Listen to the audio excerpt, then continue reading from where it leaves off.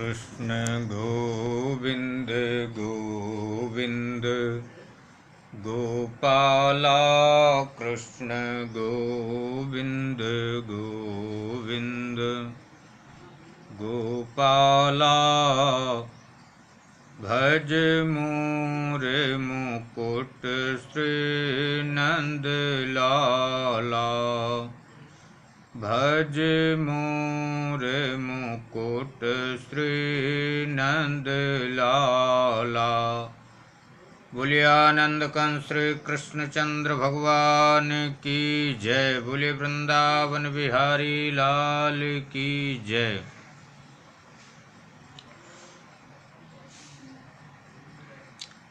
जैसे शरीर की शुद्धि जल से होती है, जल से स्नान करने पर शरीर शुद्ध हो जाता है, ठीक इसी प्रकार से कथा का श्रवण करने से मन, संपूर्ण इंद्रियां, ये सब शुद्ध हो जाता है, वाणी शुद्ध हो जाती है। इसलिए हमको सब काम त्याग करके निश्चित रूप से नित्य प्रति जिस प्रकार से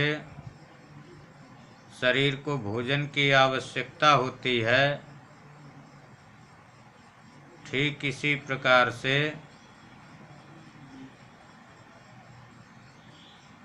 संसार में आवागमन के चक्कर से छूटने के लिए, परमात्मा की प्राप्ति के लिए नित्य प्रति चाहे थोड़ी देर ही कथा का श्रवण करें, लेकिन अवश्य श्रवण करें। और जो वीडियो सुने उसको पूरा श्रवण करें। हम लोग गत दिवस श्रवण कर रहे थे कि प्राचीन वर्षी को नारद जी पुरंजन का उपाख्यान बता रहे हैं।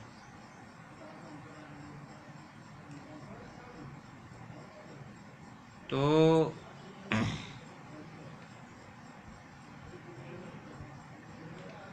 जो नवद्वार का नगर है, उसमें 5 द्वार पूरब की ओर हैं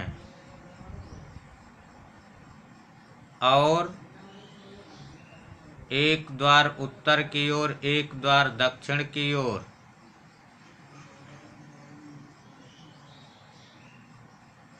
और 2 द्वार पश्चिम की ओर। तो इस प्रकार से 9 द्वार हैं। उन 9 द्वारों में जैसे पूरब की ओर 2 द्वार हैं, तो उन 2 द्वार में एक द्वार का नाम है खद्योता और दूसरे द्वार का नाम है आविर्मुखी। तो इधर पुरंजन अपने मित्र द्युमान के साथ विभ्राजित नामक देश में घूमने के लिए जाया करता है, और ठीक पूरब की तरफ ही 2 द्वार और हैं, एक नलिनी और एक नालिनी। तो यहाँ पर पुरंजन अवधूत के साथ सौरभ देश को भ्रमण करने के लिए घूमने जाया करता है। और एक द्वार मुख्य है वे मुख्य नामक द्वार है, जिससे पुरंजन रसज्ञ विपण के साथ बहुदन आपण देश को जाया करता है। दक्षिण की तरफ पितृहु द्वार है, इसमें पुरंजन श्रुतधर के साथ दक्षिण पांचाल देश को भ्रमण करने के लिए जाया करता है। उत्तर की तरफ देवहु नामक द्वार है, उसमें श्रुतधर के साथ पुरंजन उत्तर पांचाल देश का भ्रमण करने के लिए जाया करता है। और पश्चिम की तरफ पहला आसुरी नामक द्वार है, इसमें दुर्मद के साथ पुरंजन ग्रामक देश का भ्रमण करने के लिए जाया करता है। और दूसरा पश्चिम की ही तरफ निरति नाम का द्वार है, तो इसमें लुब्धक के साथ वैशस नामक देश में पुरंजन भ्रमण करने के लिए जाता है।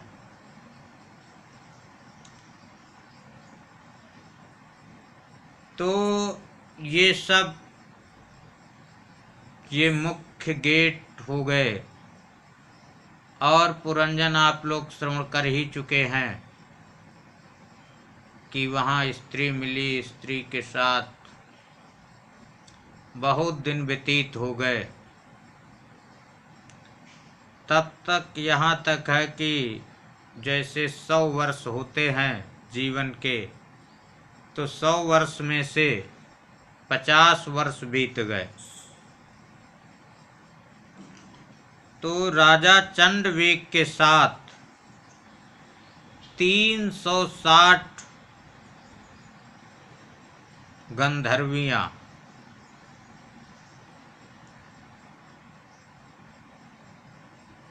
उस नगर को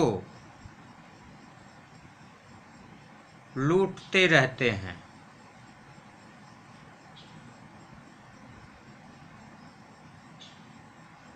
जब वे उस नगर को लूटते हैं तो वहाँ पे 5 फना वाला जो सर्प है वे उनको मना करता है।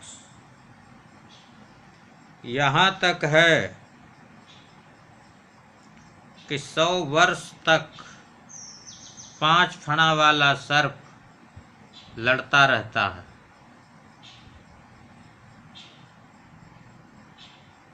अकेला ही लड़ता रहता है। तो इस प्रकार से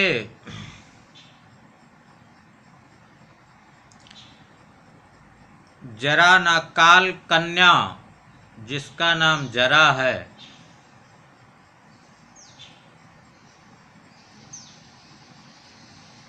तो वे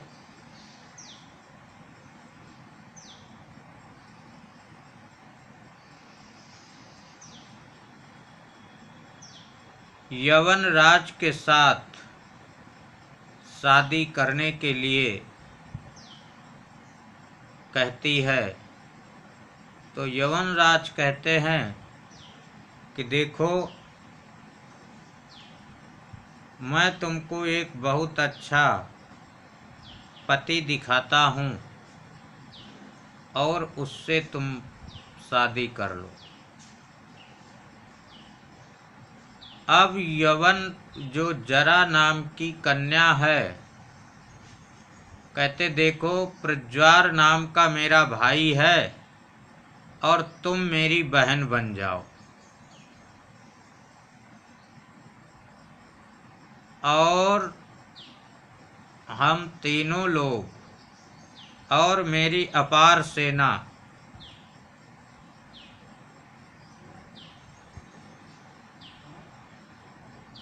ऐसा कह के और उनको उसी नगर को दिखा देते हैं। बस फिर क्या है कि वे जरा के सहित उसके ऊपर आक्रमण करने लगते हैं। 5 फना वाला सर्प जब तक रक्षा कर पाता है करता ही रहता है। फिर धीरे धीरे पुरंजन के भी पुत्र पुत्रियां ये सब हो जाते, शादी हो जाती और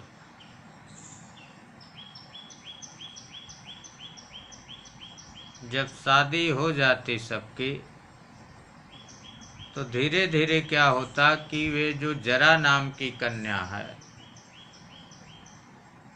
वे पुरंजन के शरीर को धीरे धीरे धीरे धीरे धीरे धीरे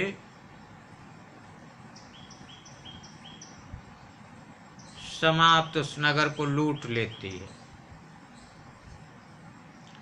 जब नगर लुट जाता है अब पुरंजन की कोई बात नहीं मानता है, कोई सुनता भी नहीं है और धीरे धीरे पुरंजन का अंतिम समय आ जाता है।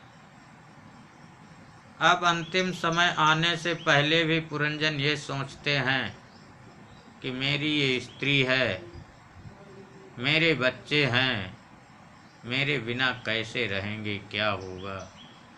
देखो मेरी स्त्री मेरा कितना ध्यान रखती थी, अब क्या होगा।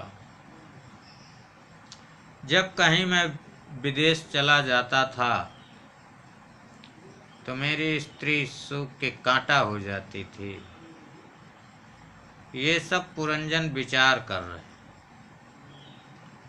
अंतिम समय आ जाता है और अंतिम समय में भी पुरंजन को अपनी स्त्री का ही विशेष ध्यान रहता और अगले जन्म में विदर्भ के यहाँ पुत्री रूप में पुरंजन का जन्म होता है और इनकी शादी मलयध्वज के साथ होती है। मलयध्वज के एक पुत्री 7 पुत्र होते हैं। जो एक पुत्री उसकी शादी अगस्त ऋषि के साथ में होती है और 7 पुत्र ये सब राजा होते हैं दक्षिण देश के।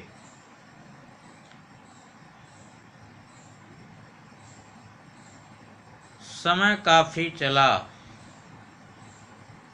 मलयध्वज तपस्या करने के लिए जंगल में चले जाते, साथ में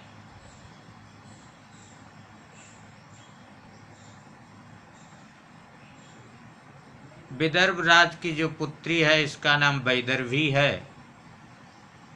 ये भी मलयध्वज के साथ ही तपस्या करने चली जाती। वहां पर पूरी सेवा करती है। सेवा करते करते करते करते एक दिन क्या होता है कि मलयध्वज का शरीर छूट जाता है। जब मलयध्वज का शरीर छूट गया तो उस समय वैदर्भी ने चिता बनाई और चिता पर अपना भी बैठ गई कि मलयध्वज के साथ ही मैं भी सती हो जाऊंगी।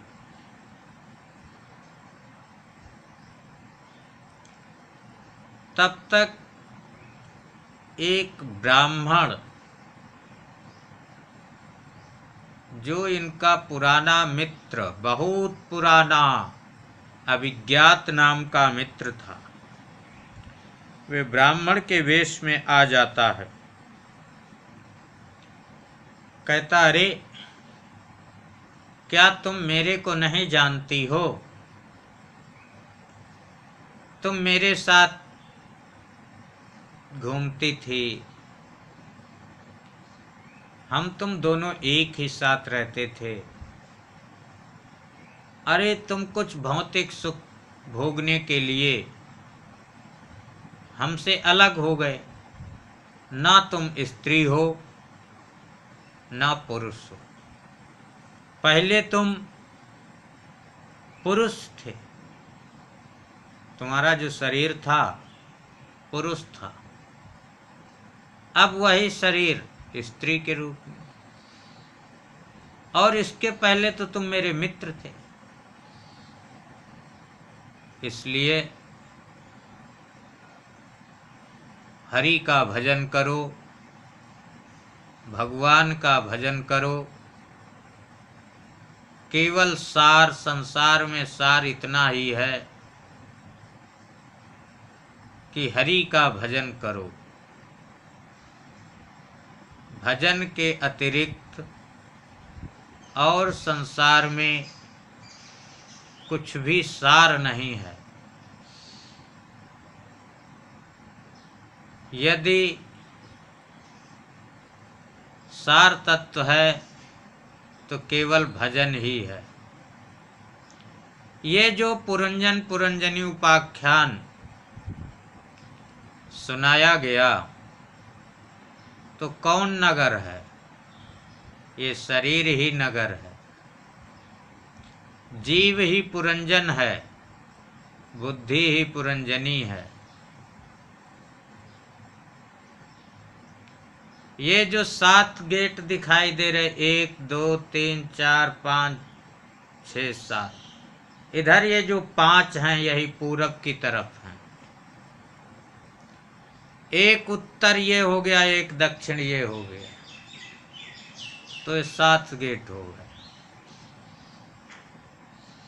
और जो 2 नीचे हो गए तो ये 9, यही 9 गेट का नगर है। इसी में पुरंजन जो जीव है, ये नासिका से घ्राण शक्ति से सूंघता है, जिह्वा से स्वाद लेता है, कान से सुंदर गाना सुनता है, आँख से सुंदर दृश्य देखता है, इत्यादि। तो ऐसे ही करते करते ये 360 क्या है? 360 दिन है, काल ही चंड वेग है। और ये जरा नाम की कन्या कौन है? जरा नाम ये बुढ़ापा है। तो इस प्रकार से शरीर जर्जर हो जाता है, मतलब ये नगर जर्जर हो जाता है। तो केवल कहने का मतलब ये है कि भजन के अतिरिक्त सब निस्सार है। यदि कुछ सार तत्व है संसार में, कहा गया है ना, असारे संसारे, इस संसार या सार रूपी संसार में विषय विष संगा कुल धिया, विषय रूपी विष के संग में जो बुद्धि व्याकुल हो, पीड़ित रहती है। इसलिए कहते हैं कि इसका उपाय क्या है? तो उपाय है कि क्षणार्धम क्षेमार्थम पिबत सुख गाथा तुलसुधाम। क्षणार्धम, आधे क्षण ही सही। क्षेमार्थम, अपने कल्याण के लिए। सुख गाथा, ये श्रीमद् भागवत की कथा, इसको पान करो, मतलब इसका श्रवण करो। जिस प्रकार से औषधि खाने से रोग दूर हो जाता है, नष्ट हो जाता है, उसी प्रकार से भागवत का शब्द कान में पड़ने से संसार रूपी जो व्याधि है, ये व्याधि नष्ट हो जाती है। जो नित्य प्रति भागवत का श्रवण करता है, उसकी सभी बाधाएं दूर हो जाती हैं, चाहे थोड़ा ही श्रवण करे, लेकिन नित्य प्रति श्रवण करे। आइए 2 बार भगवान का नाम लेते हैं। कृष्ण गोविंद गोविंद गोपाला, कृष्ण गोविंद गोविंद गोपाला। भज मोरे मुकुट श्री नंद लाला, भज मोरे मुकुट श्री नंद लाला। बोलिए आनंद कंस श्री कृष्ण चंद्र भगवान की जय। बोलिए वृंदावन बिहारी लाल की जय। बोलिए जमुना पटरानी की जय। जय जय श्री राधे, जय जय श्री राधे, जय जय श्री राधे श्याम।